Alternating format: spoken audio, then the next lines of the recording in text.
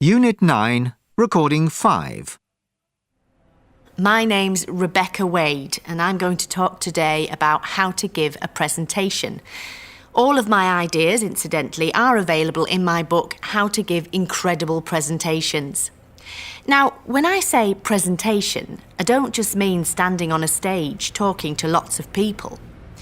We all have to make presentations these days, often to colleagues or classmates, and the audience may be just a few people rather than a few hundred. And success in life often depends on being able to communicate your ideas effectively to a group of people. So, the advice I'm going to give is true for all these situations. And why do we need this advice? Well, according to some studies, most people's number one fear in life is public speaking. This means that standing in front of a room full of people, for some of us at least, is scarier even than death. But it doesn't need to be if you follow these simple tips. First, let's start with a few important points. Firstly, never read out your presentation.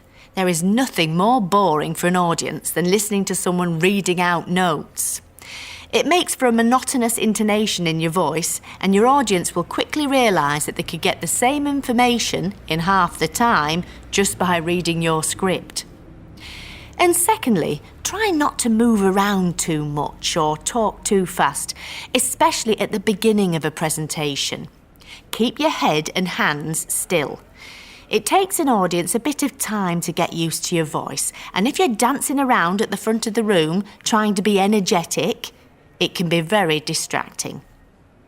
And the last point is this: nothing is more annoying for an audience than to be kept waiting, particularly at the end of a presentation when everyone is probably desperate for a coffee. So, try to make sure you start and finish on time. Be nice to them and they'll be nice to you.